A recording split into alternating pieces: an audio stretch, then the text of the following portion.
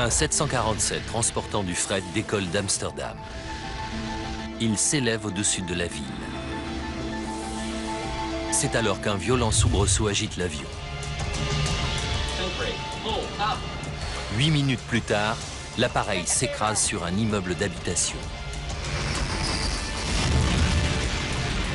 Comment ce vol de routine est-il devenu la pire tragédie aérienne de l'histoire des Pays-Bas? Grâce à la simulation informatique, nous allons vous montrer ce qui a causé l'accident du vol El Al 1862. Les catastrophes sont rarement le fruit du hasard. Elles résultent souvent d'un enchaînement d'événements malheureux que nous allons tenter de reconstituer dans cette minute de vérité.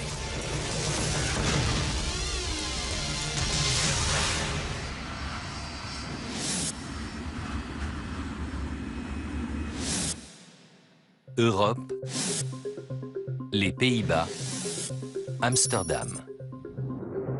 À 15 km du centre-ville se trouve l'aéroport de Schiphol, un des plus fréquentés au monde.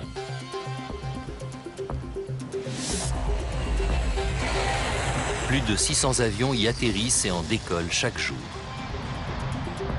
C'est également une plaque tournante pour le fret aérien.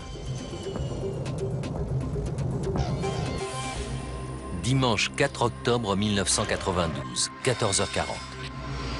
Un fan d'aviation filme un 747 de transport de fret de la compagnie aérienne israélienne El Al qui arrive de New York. Il va embarquer son chargement et faire le plein de carburant avant de partir pour Tel Aviv sous l'indicatif El Al 1862. 15 heures.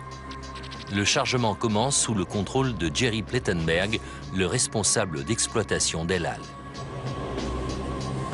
La cargaison se compose de biens de consommation, mais certains cartons sont étiquetés « produits dangereux ». Jerry Plettenberg se doute de ce qu'ils contiennent. En effet, les avions cargo d'El Al transportent souvent du matériel militaire. Des hélicoptères Apache, du matériel pour radar, des ailes d'avion, des missiles, des moteurs de F-16, de F-15. Cet armement équipe l'armée israélienne, engluée dans un conflit depuis près d'un demi-siècle avec les Palestiniens. Autant dire qu'El Al est une cible de choix pour les groupuscules terroristes. 7 ans plus tôt, des hommes ont ouvert le feu sur les files d'attente devant le comptoir de la compagnie à Rome et à Vienne, tuant 19 personnes. El Al est en alerte permanente. Des agents de sécurité armés inspectent de près ses avions et son personnel. Et avant d'être embarqués en soute, toute la marchandise passe dans une installation spéciale permettant de faire détonner un éventuel engin explosif. 17h20. Le vol 1862 sort du contrôle sécurité et l'équipage arrive pour l'inspection pré-vol. En service depuis 13 ans, ce 747 est encore à 5 ans de la retraite.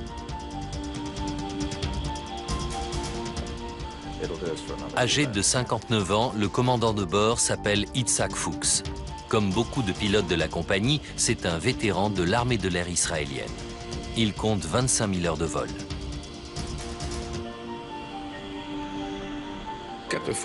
Le commandant Fuchs était l'image même qu'on se fait d'un pilote de ligne. Même en maillot de bain, ça se voyait qu'il était commandant. Il est secondé par le mécanicien navigant Gedalia Sofer et par l'officier pilote de ligne, l'OPL Arnon Ohad, le bleu de l'équipage. À seulement 32 ans, il pilote des gros porteurs depuis moins d'une année. Le décollage du vol 1862 sera pris en charge par le contrôleur aérien Henriette Van Openen. En semaine, elle gère jusqu'à 200 vols par jour. Mais les dimanches soirs sont généralement plus calmes et celui-ci s'annonce tout ce qu'il y a de plus routinier. Le temps était magnifique. Envoyé à l'autre bout du monde. Les couloirs de vol autour de Schiphol passent à l'aplomb de quartiers d'Amsterdam très peuplés, comme celui de Bijlmer, à 13 km à l'est de l'aéroport.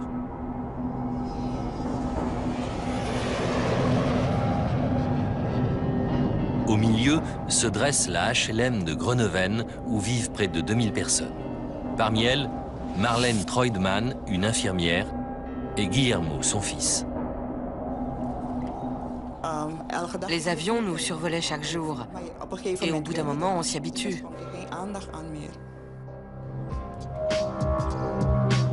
Guillermo va fêter son 17e anniversaire dans 5 jours.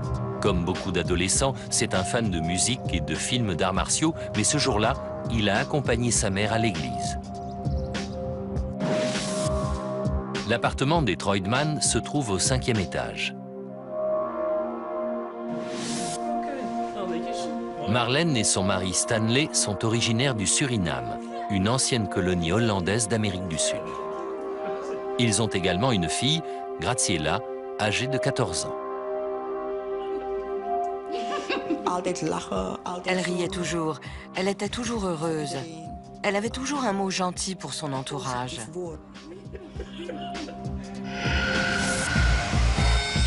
18 heures. Sur la piste 1, le commandant Itzhak Fuchs met en marche les 4 moteurs Pratt & Whitney du 747. Elle a le 1862 prêt pour roulage. Il donne les commandes à son jeune copilote pour qu'il se familiarise avec le 747. Avec ses soutes remplies, le gros porteur pèse 338 tonnes. C'était un avion très lourd qui avait besoin d'une piste très longue et il lui fallait du temps pour prendre de l'altitude. 6 minutes après le décollage, le vol El Al 1862 survole la banlieue est d'Amsterdam.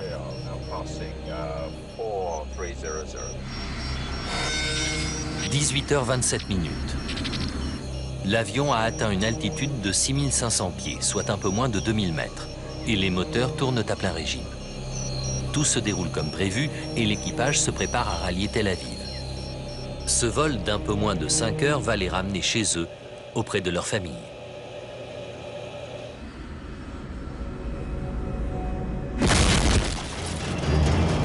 Soudain, un choc terrible secoue l'avion qui commence à perdre de l'altitude en s'inclinant fortement sur la droite. Le commandant Fuchs reprend aussitôt les commandes. Il s'efforce de stabiliser le gros porteur. S'il n'y parvient pas, l'avion va échapper à tout contrôle. Elle a le 1862, Mayday, nous déclarons une urgence. Au bout de 30 secondes, le commandant parvient à stabiliser son appareil. Le mécanicien navigant scrute son pupitre de contrôle pour essayer de déterminer la cause du problème. Quelques secondes plus tard, un autre problème apparaît. Les instruments indiquent que les 2 moteurs droits sont en panne et que l'un d'eux est en feu. Mayday, Mayday. Pour un pilote, c'est un véritable cauchemar. Itzhak Fuchs doit rentrer à Schiphol pour s'y poser de toute urgence. Il informe son OPL qu'il a besoin de la piste la plus longue possible. Demandons atterrissage, piste 2-7. Le contrôle aérien autorise l'avion à revenir à Schiphol. Maintenez le cap 360. Reçu. Pour retourner vers la piste 27, l'avion doit passer au-dessus du quartier de Bijlmer, où vit la famille Troidman. Comme des milliers de riverains, ils ignorent tout du drame qui se déroule en l'air. Taux de descente redressé.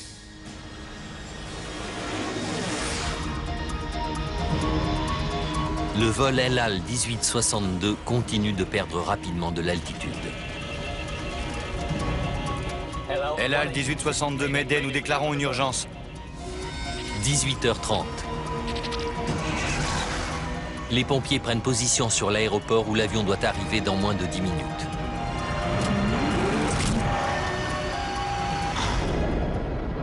Le 747 doit faire une boucle au-dessus de la ville pour réduire son altitude et s'aligner correctement sur la piste 27. Son approche finale va lui faire survoler la cité HLM de Groningen. À ce moment-là, Marlène et Stanley décident d'aller voir un ami qui vit non loin. Ils disent à leurs 2 enfants qu'ils ne tarderont pas à revenir.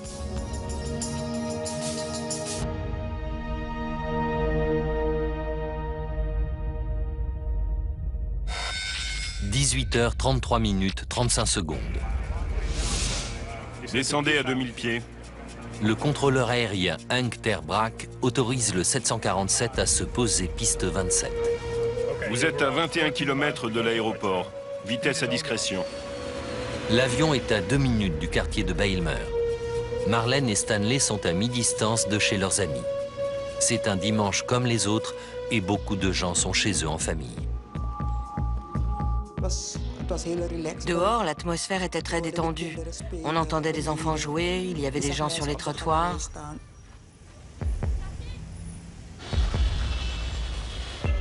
À ce moment-là, lorsque le commandant relève le nez de son appareil pour atterrir, le roulis sur la droite reprend. Itzhak Fuchs braque son volant à gauche, mais l'avion répond à peine. Le copilote prévient alors l'aéroport. Problème de commande. Problème de commande? Cette nouvelle pétrifie le contrôleur qui avertit aussitôt sa collègue, Henriette von Opheinen. Henk m'a résumé l'histoire sur l'intercom en me disant « Il a de gros problèmes ». 90 secondes plus tard, le commandant Fuchs s'efforce toujours de compenser le roulis qui ne fait qu'empirer. Et l'avion perd rapidement de l'altitude. Il n'est plus qu'à quelques secondes du quartier de Bijlmer. Inconscients du danger qui les menace, Marlène et Stanley arrivent chez leurs amis. Guillermo et Graziella sont à la maison. 4 étages plus haut, de l'autre côté de l'immeuble, André Boss, 31 ans, entend un grondement qui s'approche. Le bruit était de plus en plus fort, puis c'est devenu un grondement.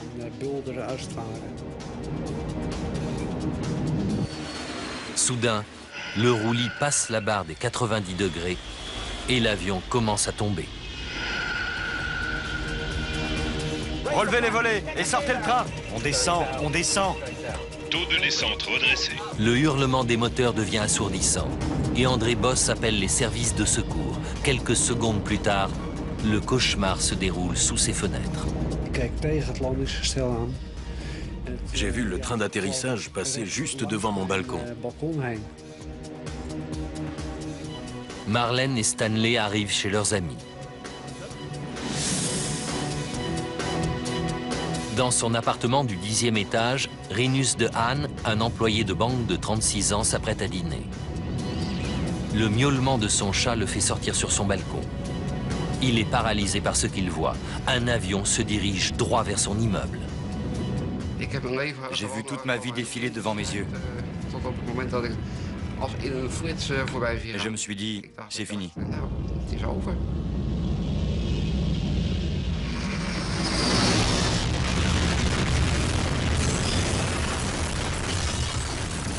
À 18h35 et 42 secondes, le vol El Al 1862 percute le 6e étage du bâtiment qui en compte 11.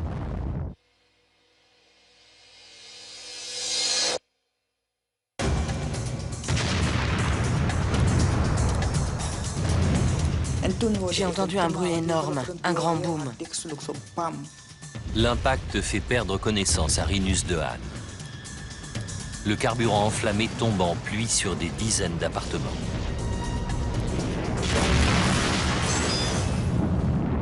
La queue du 747 saille du 6e étage jusqu'à ce que l'appartement du dessous s'effondre.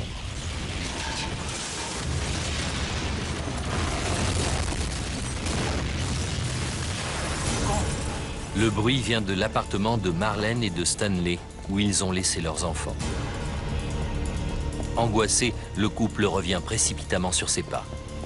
Quel désastre vient de s'abattre sur leur quartier? Leurs enfants sont-ils en danger?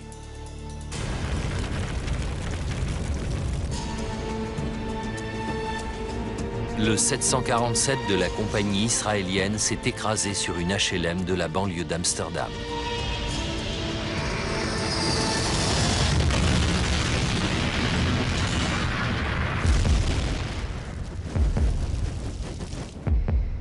« 18h35 et 47 secondes. L'aiguilleur du ciel Henk ter Braak constate qu'il ne reçoit plus le signal de l'avion. De la tour de contrôle, Henriette von Opheinen comprend pourquoi. Une colonne de flammes et de fumée lui apprend que le gros porteur s'est écrasé.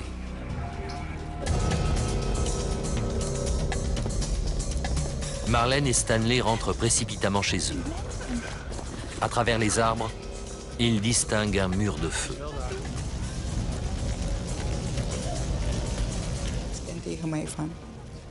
Stanley m'a dit, « Marlène, c'est notre appartement. » J'ai répondu, « Non, c'est impossible. » « Marlène, les enfants, les enfants !» Il hurlait. Stanley s'arrête net, tandis que Marlène se précipite vers l'immeuble en flammes. Elle s'engouffre dans un escalier et grimpe jusqu'au 5e étage. La seule chose que je me disais, c'est que je devais retrouver mes enfants.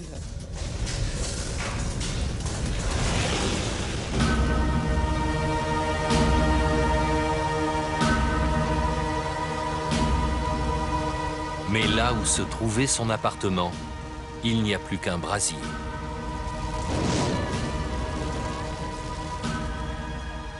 Je n'arrivais pas à croire que mon appartement avait disparu. Je suis restée plantée là en me disant non, je dois rêver. Graciela! Guillermo! Graciela! Marlène se dit alors que Guillermo, 16 ans, et Graziella, 14 ans, ont peut-être entendu l'avion arriver et qu'ils se sont enfuis. Elle part donc à leur recherche.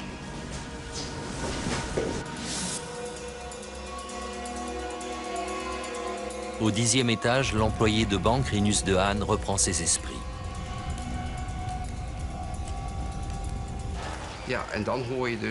On entendait le feu crépiter et les gens qui hurlaient. Il titube jusqu'à la porte d'entrée de son appartement.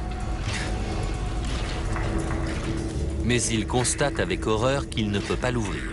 L'onde de choc due à l'impact a tordu le chambranle et la porte est bloquée. Rinus de Haan a survécu au crash, mais il risque maintenant de périr carbonisé. Il n'y a aucun moyen de sortir. Même son chat ne peut pas sauter du 10e étage. Je me suis dit que c'était la fin. Réussir à sortir relevait du miracle. Situé à 200 mètres, l'appartement d'André Boss est intact.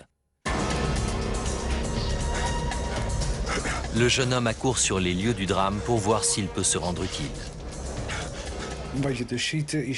On voyait le cœur énorme du brasier et des flammes qui sortaient de chaque appartement.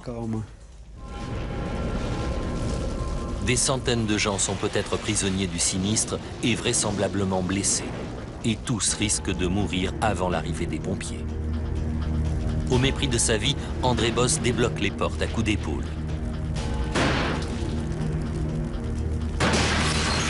Vu l'intensité du brasier, entrer dans certains appartements est suicidaire. Mais dans d'autres, il parvient à secourir des gens inconscients, asphyxiés par la fumée. Hébétés, des riverains se précipitent. Marlène Treudman interroge tous ceux qui se trouvent à proximité du lieu de l'accident pour savoir s'ils ont vu ses deux enfants, Guillermo et Graziella.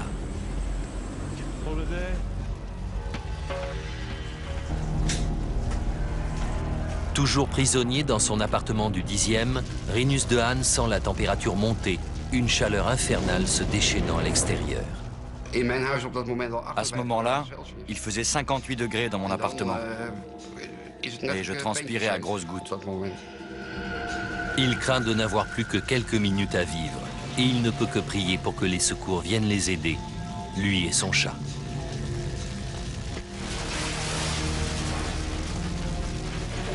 À l'instant où il craint de perdre à nouveau conscience, des voisins défoncent sa porte.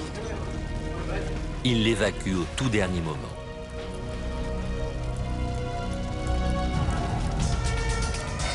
« 18h40. Moins de 5 minutes après le crash, le premier des 16 camions de pompiers qui vont arriver de tout Amsterdam arrive sur les lieux du drame. Quelques hommes courageux comme André Boss ont déjà évacué un certain nombre de survivants. Les pompiers prennent désormais la relève et s'attaquent aux flammes. Des équipes de télévision filment leur intervention et les premiers secours apportés aux blessés.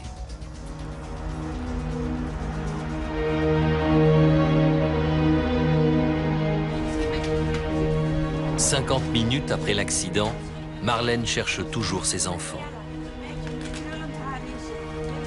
En vain. Et la terrible vérité commence à faire son chemin dans son esprit.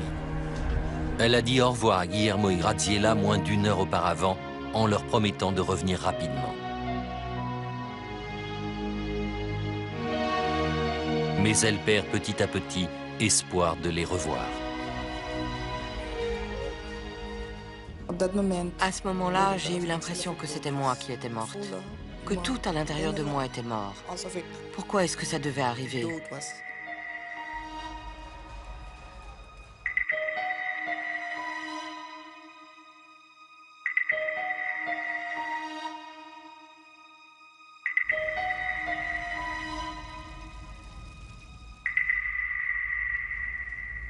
La nouvelle de la catastrophe fait le tour du monde. Pas moins de 200 personnes auraient péri ce soir après le pire accident aérien de l'histoire des Pays-Bas. À l'aube, on découvre un trou béant au milieu de l'immeuble.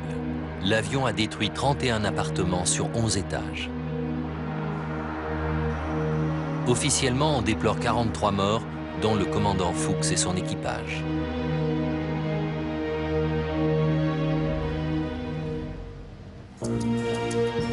La commission hollandaise rassemble rapidement une équipe de 8 enquêteurs. Frans Erhardt est à leur tête. Cet ancien pilote de chasse travaille depuis 20 ans en tant que spécialiste des accidents d'avion. Le voilà face à son pire cauchemar. On espère que ça n'arrivera jamais et puis ça se produit. Un gros porteur s'abat sur des habitations et fait beaucoup de victimes.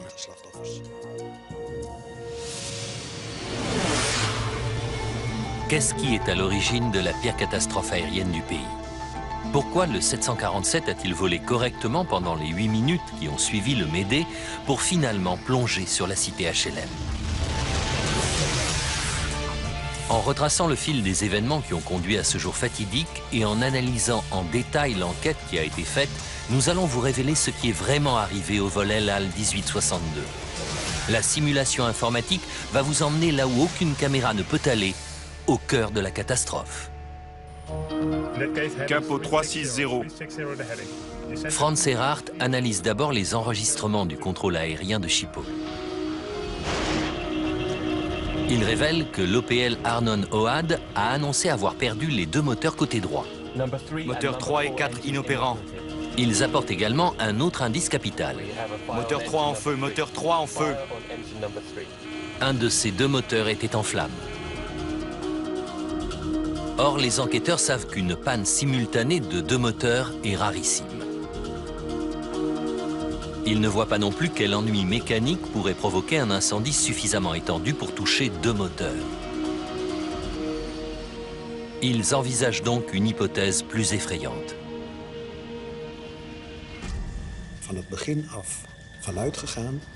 Au départ, nous avons pensé qu'El Al avait peut-être été victime d'un acte terroriste. Les enquêteurs redoutent que le vol 1862 ait été détruit par une bombe, voire par un missile sol-air. Et ils ont un deuxième mystère à résoudre. Si le gros porteur a été frappé par un missile, comment a-t-il pu rester en l'air pendant 8 minutes avant de finir par s'écraser? Taux de descente redressé. Pour voir si la thèse de l'attentat est envisageable, les enquêteurs doivent retrouver les moteurs du 747 et ses boîtes noires qui enregistrent les paramètres techniques concernant le vol et les conversations dans le poste de pilotage. Mais la tâche est ardue. Même si les boîtes noires ont résisté à l'impact et au brasier de 1100 degrés, elles sont de toute façon enterrées sous une montagne de décombres. L'avion s'était tellement désagrégé lors de l'impact qu'on ne savait pas par où commencer. Tôt le lendemain matin, on commence à passer les débris au peigne fin. Mais les enquêteurs savent qu'ils vont peut-être devoir attendre longtemps avant d'obtenir leurs premiers indices. Puis c'est la surprise. Un policier qui n'était pas en service affirme avoir vu le vol 1862 monter dans l'espace aérien au-dessus d'Amsterdam. La suite de son récit fait froid dans le dos.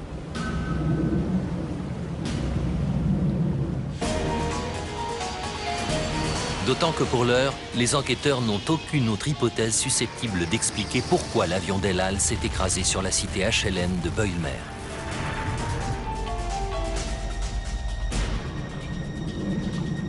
Jan Kaspers, le policier d'Amsterdam, leur raconte une histoire extraordinaire.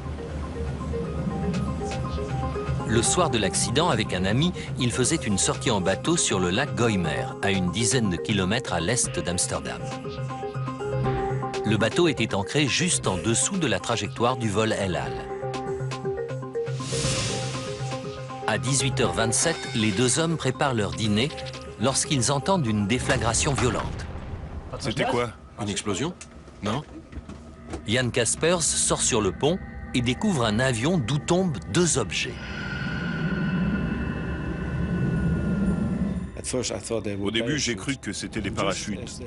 Mais quand ils sont passés au-dessus de la cime des arbres, j'ai vu que c'était des moteurs. C'est une révélation incroyable. Franz Erhardt ordonne aussitôt à une équipe de plongeurs de fouiller le lac Goymer. Récupérer les moteurs pourrait permettre de résoudre le mystère. En effet, les enquêteurs sont désormais convaincus que les deux moteurs droits ne sont pas simplement tombés en panne. Moteurs 3 et 4 inopérants. Ils se sont décrochés.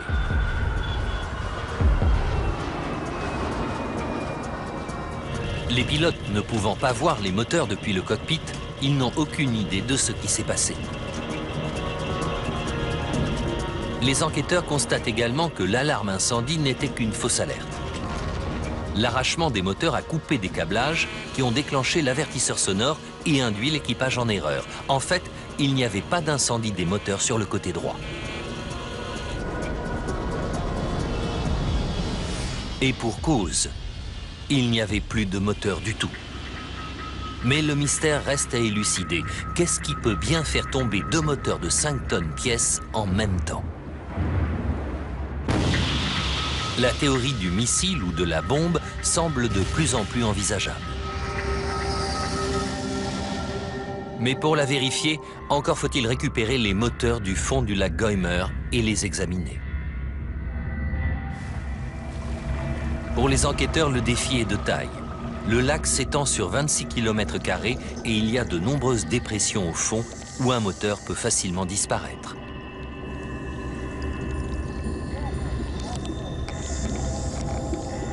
Mais contre toute attente, au bout de quelques heures de recherche, un plongeur repère un morceau d'avion volumineux.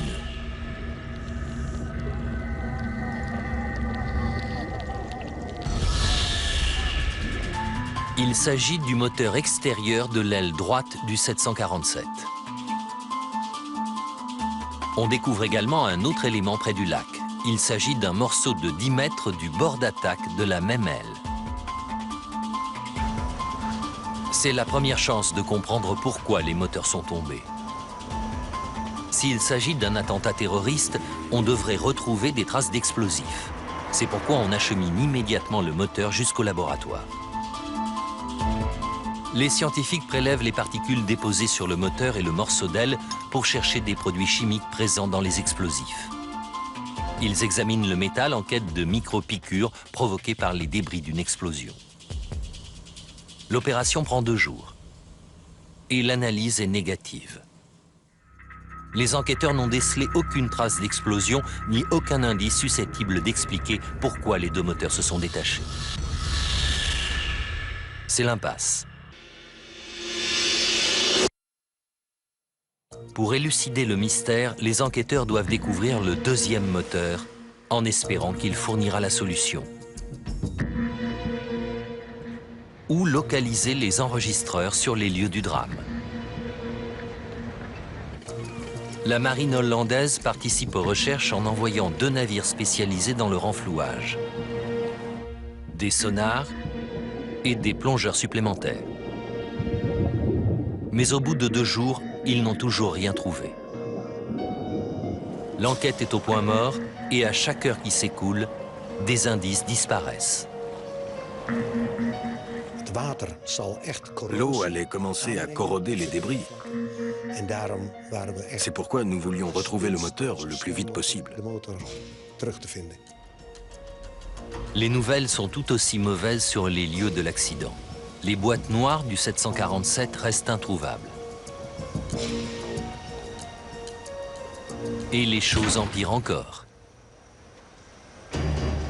24 heures après l'accident, le maire d'Amsterdam ordonne le nettoyage du site, car l'opinion publique le presse de récupérer les corps des victimes le plus rapidement possible. Impuissant, Franz Erhardt et son équipe doivent se contenter de suivre les débris jusqu'à une décharge publique d'Amsterdam.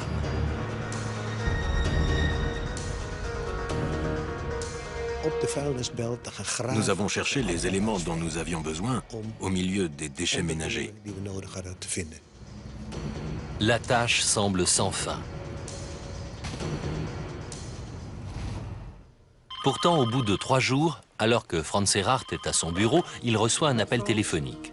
Bonne nouvelle, une de ses équipes a trouvé l'enregistreur de paramètres. Nous étions très satisfaits, car nous allions enfin pouvoir avancer. Cet appareil enregistre tous les paramètres techniques importants. C'est peut-être la trouvaille que l'équipe attendait. Mais lorsque les techniciens l'ouvrent, c'est la déception. La bande magnétique est coupée en 4 endroits. Et les données concernant les 2 dernières minutes 30 sont indéchiffrables. Ce matériel est tout de même envoyé à des spécialistes à Washington. C'est le dernier espoir d'en tirer quelque chose.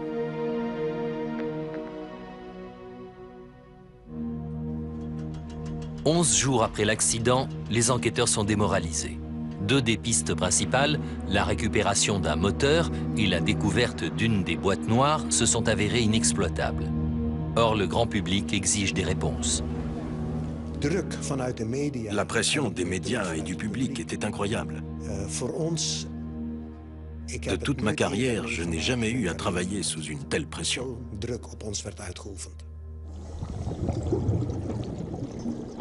Mais au moment où les enquêteurs perdent espoir, un plongeur décroche le gros lot. Il découvre le moteur manquant à moitié enterré dans la vase. Il est encore fixé au pylône qui le reliait à l'aile.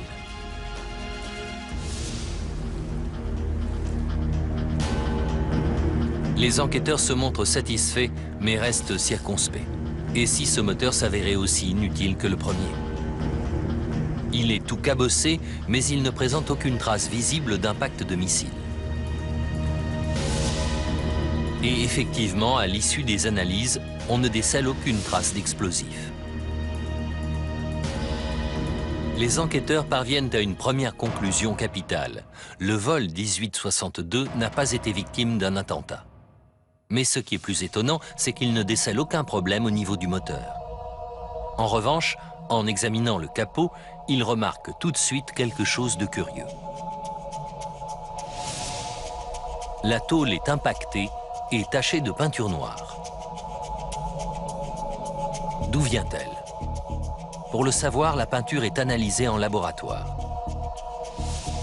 Et il faut encore déterminer pourquoi le moteur intérieur s'est détaché. Comme ce dernier est encore fixé à son pylône, la séparation doit s'être faite à l'endroit où cette pièce était fixée à l'aile. L'équipe s'intéresse donc à son système de fixation. Sur un 747, 4 ferrures d'attache assurent l'arrimage du moteur sous l'aile. Chacune d'elles est munie d'un goujon d'acier creux de 14 cm appelé axe fusible. Ces pièces sont assez solides pour supporter les contraintes imposées par un moteur tournant à pleine puissance. Mais elles sont conçues pour céder dans des circonstances bien particulières. En cas de problème, qu'il soit mécanique ou lié à une collision avec un oiseau, le moteur peut se mettre à vibrer fortement. Si ces vibrations deviennent trop violentes, le moteur risque de se détacher et du même coup d'endommager l'aile, précipitant peut-être la chute de l'avion. Pour empêcher un tel accident, les 747 sont équipés d'un système de limitation des dommages. Lorsque les vibrations dépassent un niveau donné, les axes fusibles cèdent, faisant ainsi tomber le moteur avant que des dégâts plus graves ne surviennent. Mais apparemment, le moteur intérieur n'a pas connu de problème de ce genre. D'où l'hypothèse effrayante envisagée par les enquêteurs, les axes fusibles ont-ils mal fonctionné et provoqué le drame? L'équipe examine le pylône du moteur intérieur. Les spécialistes se concentrent sur les vestiges des deux attaches médianes qui soutenaient l'essentiel du poids. Leurs axes fusibles ont disparu. Et sur une des attaches, ils découvrent quelque chose de curieux. La partie supérieure de la pièce traversée par l'axe fusible a cédé. Est-ce arrivé lorsque le moteur s'est abîmé dans le lac ou avant?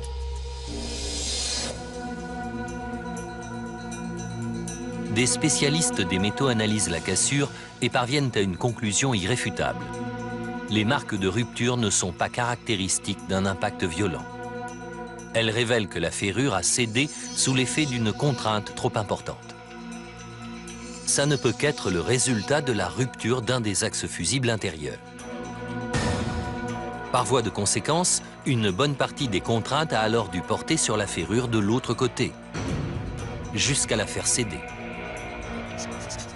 Les axes fusibles sont censés casser des deux côtés lorsque les contraintes imposées au moteur atteignent un niveau critique. Franz Erhardt pense qu'une rupture partielle ne peut avoir qu'une origine.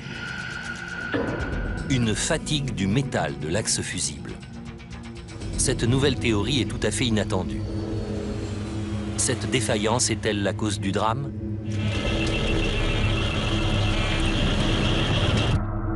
Rien n'est moins sûr, car Franz Erhardt sait que le moteur intérieur ne pouvait se détacher que suite à la rupture des deux axes fusibles centraux. Pour vérifier cette théorie, les enquêteurs doivent donc retrouver celui des deux qui manque sur l'autre attache médiane. Mais les chances de retrouver un élément aussi petit dans le lac Goymer sont minimes. En revanche, elles seraient bien plus élevées si ce morceau était resté accroché à l'aile.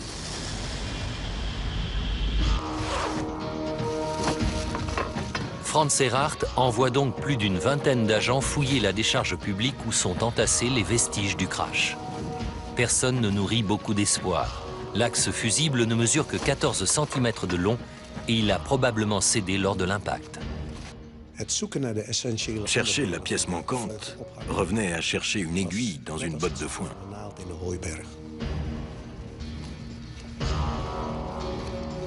Au bout de 48 heures, la recherche est toujours vaine.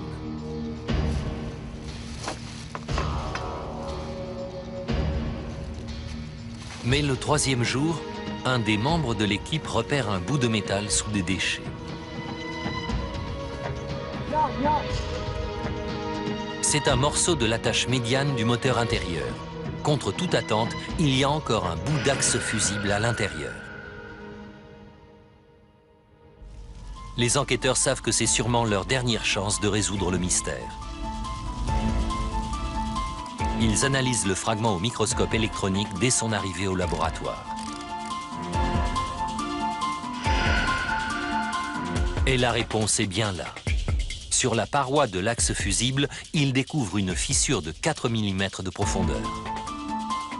La physionomie du métal autour de ce défaut est caractéristique d'une fatigue. Le défaut est apparu le long des sillons d'alésage du fût du goujon évidé. C'est l'élément que les enquêteurs cherchaient pour avancer.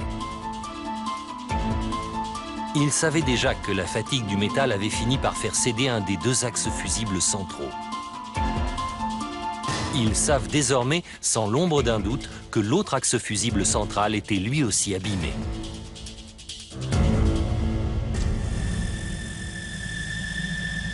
À chaque vol, ces fissures microscopiques se sont élargies un peu plus.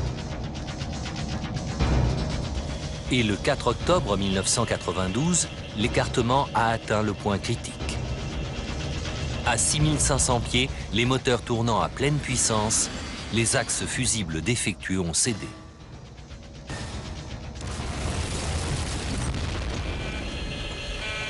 Les enquêteurs doivent cependant encore expliquer pourquoi le moteur extérieur du 747 s'est lui aussi détaché.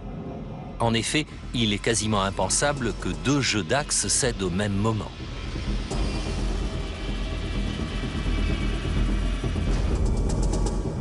C'est alors que les résultats d'analyse de la peinture trouvée sur le capot reviennent du laboratoire. Cette peinture est celle qu'on trouve sur la casserole du moteur extérieur. Dès lors, il n'y a plus qu'une explication possible.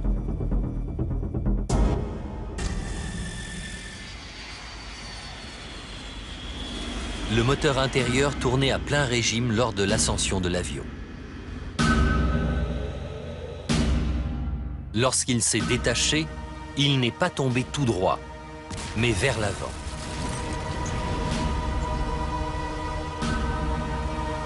Quelques dixièmes de seconde plus tard, il est revenu en arrière et par le plus malheureux des hasards a percuté et arraché le moteur extérieur. Cet impact a également détaché une dizaine de mètres du bord d'attaque de l'aile. C'est donc cet accident dramatique qui a provoqué l'arrachement des deux moteurs du vol El Al 1862. Mayday, Mayday.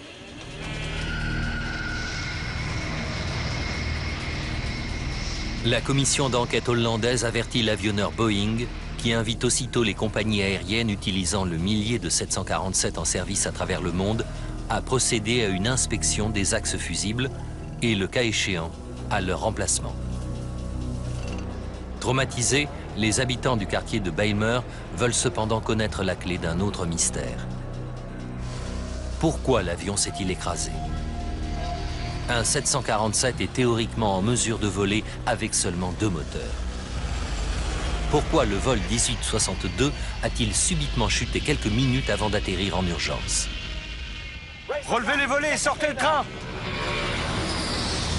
Les enquêteurs analysent le fragment d'aile récupéré dans le lac Goymer. Il est clair que des dégâts pareils n'ont pu que nuire à la portance de l'avion. Ils découvrent également que des commandes de vol importantes ont perdu toute pression hydraulique lors de l'arrachement des moteurs. Mais si ces dégâts avaient pu faire tomber l'avion, comment le commandant Fuchs a-t-il réussi à le faire voler normalement pendant encore 8 minutes? Pour l'instant, ça reste une énigme. Puis, 18 jours après le crash, l'équipe reçoit une bonne nouvelle.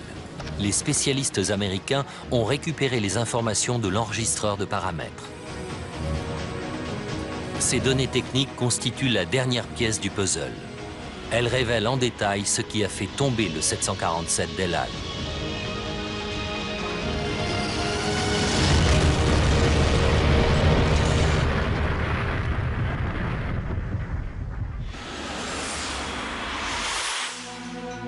Les enquêteurs ont d'ores et déjà conclu que la fatigue du métal a provoqué l'arrachement d'un moteur et que ce dernier a percuté son voisin. C'est ce même incident qui a également détruit une portion du bord d'attaque de l'aile droite et une partie des commandes. Mayday, Mayday, nous déclarons une urgence. Ce problème n'ayant pas pu à lui seul provoquer l'accident, pourquoi l'avion a-t-il finalement échappé à tout contrôle 8 minutes après le Mayday?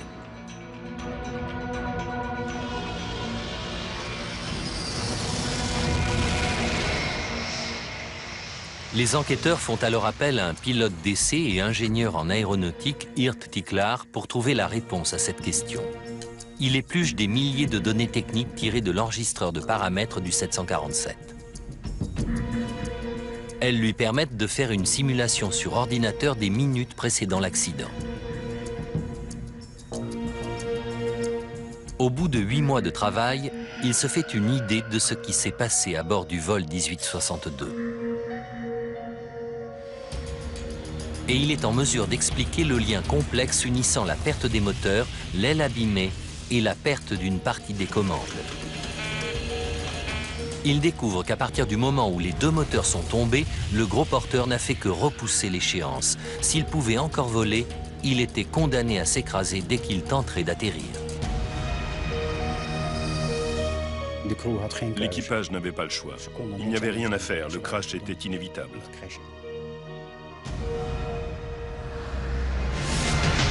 Les paramètres de vol révèlent enfin pourquoi le vol El Al 1862 a plongé sans prévenir, après avoir volé tant bien que mal pendant 8 minutes. Et pourquoi il a mis en danger la vie de centaines de gens à terre.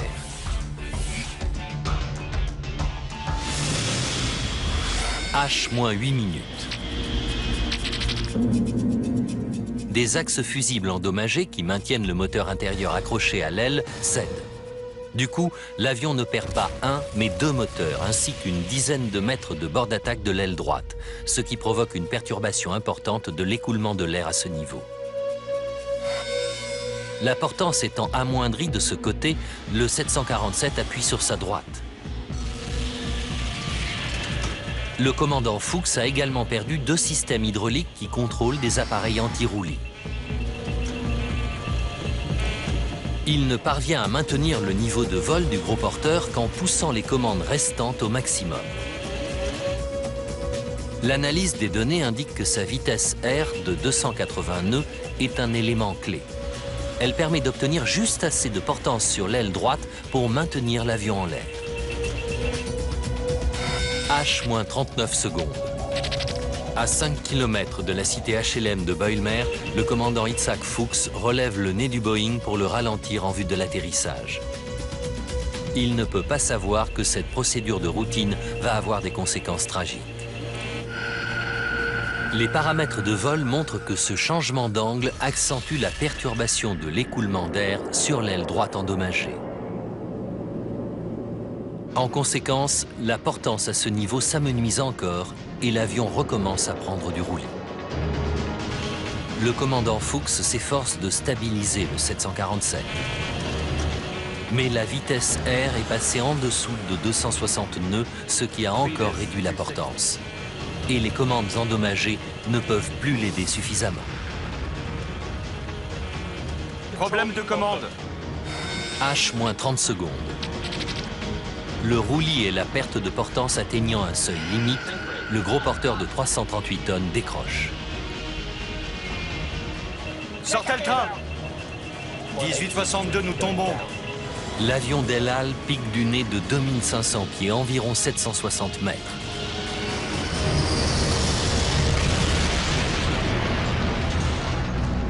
Des défauts microscopiques dans deux composants de 14 cm de long ont conduit à la mort de 43 personnes.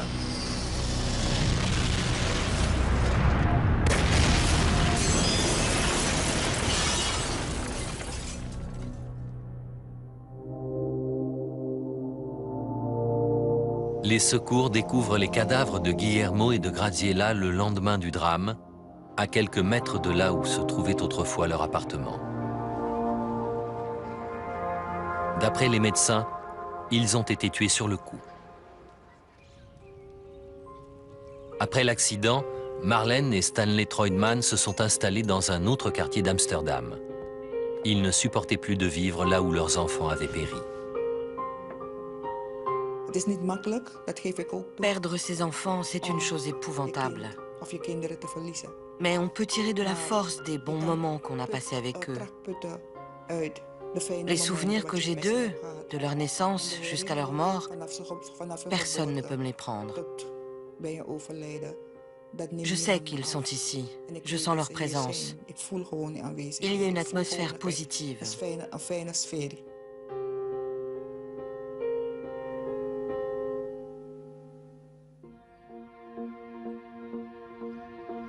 Les appartements dans la zone de l'accident ont été démolis, mais leurs fondations sont restées. Non loin se dresse un mémorial pour les victimes.